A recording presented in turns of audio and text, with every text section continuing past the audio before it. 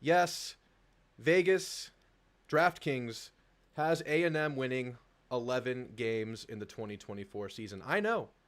That's crazy. And us as fans, we're not putting expectations on this team this year, right? It's time to show us what you're made of. We're tired of hyping this team up in off seasons. We're tired of talking about, oh, this could be the year they win 11 games, 12 games. And some of us might predict that, sure. But I think we're all approaching with some level of caution and cautious optimism. I think we've been burned by A&M enough in the past, but we're still very hopeful for the year to come. So as an Aggie, I too would favor A&M in many of these games you're looking at on the screen right here.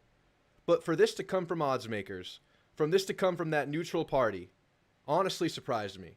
It honestly surprised the hell out of me. So I want to break this down. Of course, look at the schedule. I love doing this. One of my favorite things to pass time in the offseason with, looking at this schedule, laying out our 12-course meal for the year to come, and talking about the pressure points on the schedule, the interesting matchups, the interesting games. And in this episode, relate that to the lines we've gotten from DraftKings that are extremely early. This is an extremely early session of looking at game lines. So a couple of overarching things that I'm taking away from this and kind of thinking about as I process what they've put out here. First of all, it's the offseason. We're really far away from the games, obviously. And these lines will change as we learn more about each given team. This is a snapshot in time in May. So keep that in mind. But when I'm trying to get in the mind of these odds makers here and think about why they would favor A&M in all but one of the key games on the schedule, as of right now on DraftKings, you're only going to see the key games receive early lines, and these are what they deemed key games for A&M, games worth putting a line out for. I think there's a perception that they're trying to bank on here, and that's the perception of losing Jimbo Fisher here. And I don't want to say that this is their entire reason for favoring A&M in these games and making the lines what they are, but I think it's part of it. I think irrespective of whatever was actually happening at A&M, whatever was happening behind the scenes, there was absolutely an undeniable perception that Jimbo Fisher kind of sucked. That Jimbo Fisher was over the hill, that Jimbo was past his prime, and he was just straight up a bad football coach. So my hope is that it was not the entire thought process in making these lines. And if you didn't know, A&M is an over-under win total of 8.5 right now, which to me was high, but now we're looking at 11 wins predicted. I'm really hoping this isn't one of the good old bait and switches that Vegas tries to pull sometimes. I think that's built into this, the perception of losing Jimbo and, oh, Jimbo's gone. Maybe A&M can finally get there now. They recruit fine. A&M's a great program. Jimbo's gone. Let's bet on A&M. That's in here, but I'm hoping that's not the totality of this decision here to make these lines. We really hope, and I think this is part of it too, that they see a much better coaching staff, a fresh look, a more organized coach, a coach that can develop players, a coach that can get the most out of his players, a coach that can get talent here and actually let that talent reach its potential and play to its fullest. That's the hope here. That's what I hope they see. Because when you look at the Vegas odds makers, the DraftKings odds makers, when I say Vegas, it's, the odds makers. These guys are well informed. These guys know their stuff, but they're also playing the game here. So we have to balance that right there. I don't think we get too high or too low about this, but we discuss it. We talk about it. We're fans. We like talking about this stuff. One other thing that's very apparent in these lines to me is the home-away split on the year. What they say is a home game is worth about 2 points on a spread. And if you can see, most of these lines are super close. -4, -3, -3.5, -2. So if you look at, let's say the Notre Dame game, for instance, maybe on a neutral field, that's viewed as a toss-up game. But at Kyle Field, they're going to favorite A&M here. So I guess we go ahead and get into this thing. Let's talk about some of these games. Notre Dame. And you guys know how the schedule shakes out, right? I've pulled this up before. This ain't our first rodeo. We talk about this a little bit too often, right? But Notre Dame's the first game. And obviously, early test, early matchup in the year, it's typically a crossroads kind of a game. And if you look at Notre Dame's schedule, which I also pulled up because I think it's pretty pertinent to this discussion, it's a very manageable schedule for Notre Dame. A lot of Notre Dame talking heads will tell you that A&M is kind of the caveat on the year. You beat A&M, you have a great path to 11-1 here with Florida State and Louisville, the two other tough games on the schedule, at home. So big game for Notre Dame. I don't know if they get into the playoff at 10-2 without a conference championship opportunity. If you're looking at a conference champ loser versus a 10-2 Notre Dame to get into the playoff, I don't know who they're going to pick there. And both teams, 10 wins. It's tough. It's going to be tough for Notre Dame to get in at 10-2, more so than teams that play with a conference championship. So important game for Notre Dame. Notre Dame loses some pieces, man. I know a lot of people are high on Notre Dame, have Notre Dame as a top 15 team going into next year. They lose the quarterback. They lose the All-American running back. They lose the 5th overall pick, right tackle. They lose 9 starters on offense. They bring back a great defense.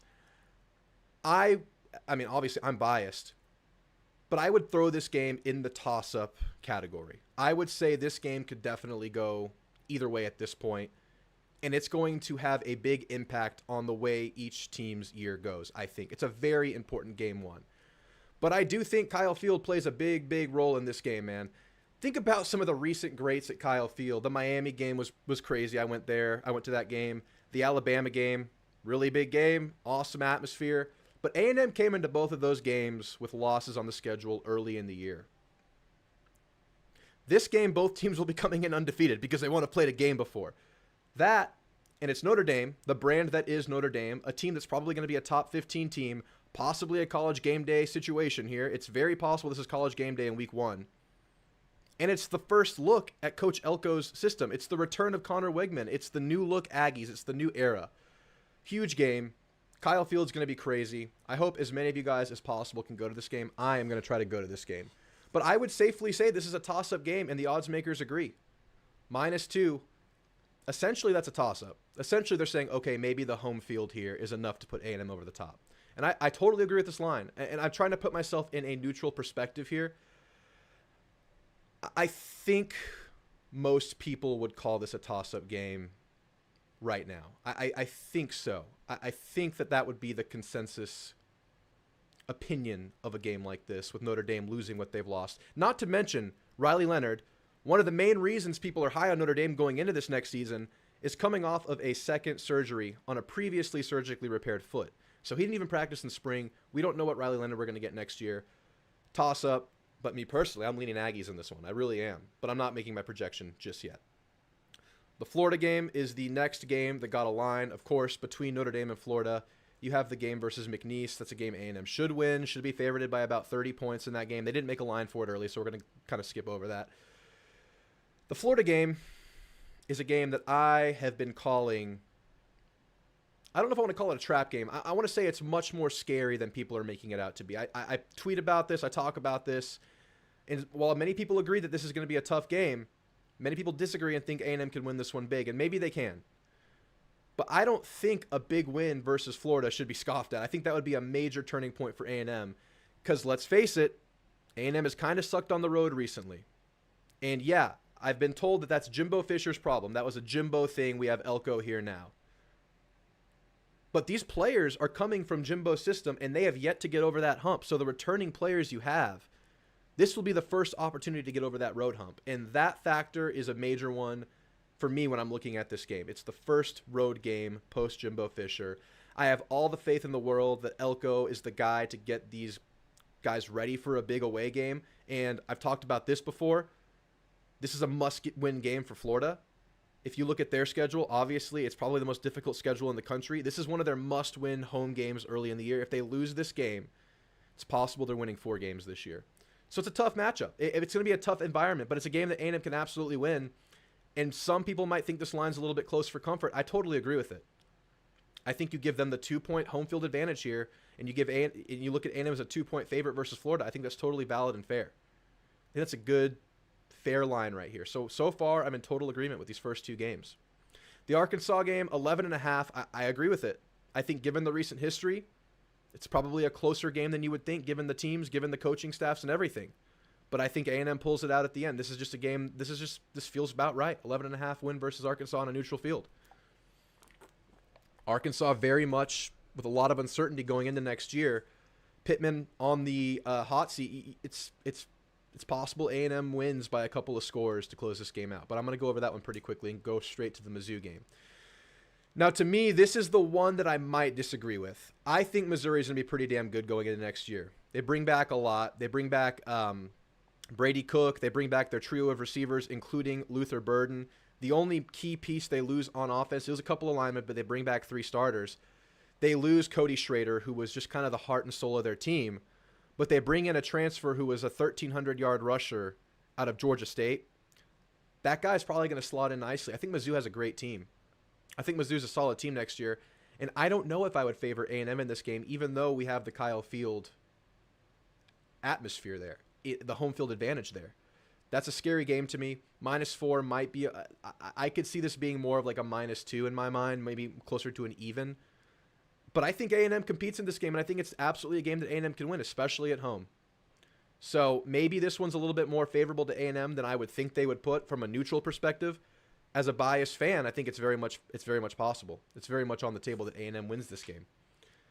The LSU game, and I'm just going to tell you guys, I'm lower on LSU than most people. I think it's a situation of taking one step forward with improving the defense, bringing in a whole new defensive staff, but taking 3 steps back because that offense was just so damn good last year. Jaden Daniels was an offense in himself. He was the offensive hub of that team, rushed for like 1,200 yards, passed for 1,000,000 yards, obviously won the Heisman. They lose those receivers, but LSU reloads at receiver like no one's business. I just don't see them being a playoff contender this year. But that doesn't mean they can't beat A&M. I think -3 for A&M, totally valid. I think it makes a ton of sense. I think A&M should be considered the favorite going into this game, looking out from now before we see the teams play. So another one that I'm in total agreement with, close to a toss-up, but I would slightly lean A&M as of right now in this game. Are you guys getting excited right now? I don't mean to drink the Kool-Aid right now. I'm trying to be as objective as possible. I'm not making predictions here. Just because A&M is favored in the Vegas line or the DraftKings line doesn't mean I'm going to predict A&M to win that game. It's just like kind of a neutral observation built by the Oddsmakers. Now these last two, the Auburn and Texas games, I do think Auburn should be considered a trap game for whatever that means. Whether it's the look-ahead syndrome, it's where it falls on the schedule late in the year. It's the weekend before Texas, guys, and I know Elko, I have full faith in Coach Elko and this staff to get this team ready to avoid any kind of trap game situation. I believe in him to do that, but it's possibly human nature to look ahead at your arch rival coming to town the next weekend, a game that you know a lot of these players are probably anticipating, especially the fact that a lot of these players are from Texas. They understand what the rivalry is, at least in some capacity. They feel it. If you're on campus at A&M, you feel this rivalry. You just do. I really hope human nature doesn't seep in to some of these players' minds here. And because of that, I think A&M's a better team than Auburn this year. I think Coach Hugh Freeze is building a great program. I think he's obviously acquiring all kinds of talent there. They're going to be a problem for years to come, but not yet. I still think it's a close game. It's a tough game. It's a game that I'll feel really good about winning. And I think -3.5 favorites on the road at Auburn is totally valid as well. I think on a neutral field, and not the week before Texas, you maybe give this to A&M by a touchdown or more. But given the situation, given the fact this is another road game, I think it's a close game that I would slightly lean A&M if I'm a neutral observer. The Texas game, +4 at Texas. Let's face it, guys. Texas is going to be good this year. They just are. They're going to be fighting for a playoff spot. They're probably going like 10-2 or something. I don't know. For them to be favored at A&M, I think it's fine. I think it makes sense. If you're projecting teams, Texas is several years into the Sark program. They're developing talent. They're bringing talent in. They have everything you would ever need to make a run at things this year. Let's just be real here. And for them to be favored versus A&M, I think it's fine. But I'll say this, and I'll always say this about this game. A&M could be 10-2 and Texas could be 6-5. And I would still think this is a toss-up game. This game exists in a vacuum. It's a rivalry. It will take a personality of its own. And it's just such a corny line, but you really throw everything out the window for a game like this. You really do. And for the neutral observers to call Texas the 4-point favorite here, I'm not even shaking my head at that. That's totally normal. It makes total sense to me, but I can't wait for that game. So, yeah. I'm not ready to make my prediction on the year just yet, but I think A&M has a chance in every game on this schedule. I think every game on this schedule is a winnable game for A&M, and I don't know where you would say that there's a major like juggernaut on the schedule that, oh, I don't know if A&M can win that game. Like in years past when you have the at Alabama, you go to LSU, I just don't see that on this schedule, guys. And I think the odds makers are totally fine in making A&M the favorite in every game but one. But that doesn't mean you win them all. You're going to learn everything you need to learn in week 1.